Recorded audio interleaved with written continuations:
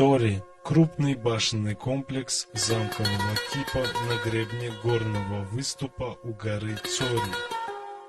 Здесь находятся 3 боевые и 20 жилых башен с различными пристройками.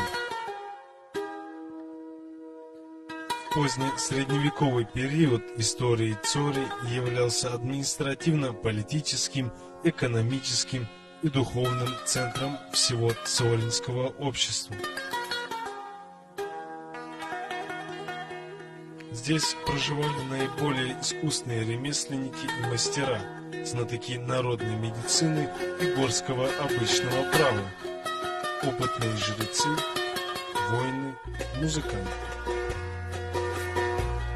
Именно здесь прославилась знаменитая наездница, дева-воительница Могушка, родоначальница известной ингушской фамилии Могушков. В итоге торжественно погребенная отдельно в основании местного склепа в середине 17 века.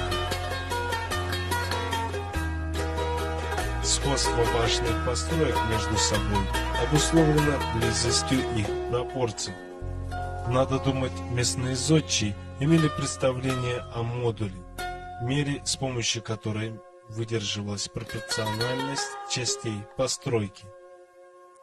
В это же время каждая башня обладает индивидуальными чертами, которые можно отнести разнообразие форм, камней и конструкций, увенчивающих двери и окна, а также их количество, ширину и высоту, а главное декор, украшающий почти каждую башню и далекий от какой-либо однотипности.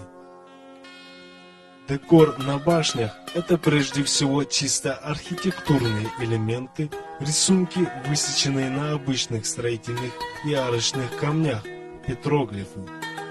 Редко встретишь башню, чтобы на ней где-либо у входа не было изображения ладони руки мастера, возводившего здание.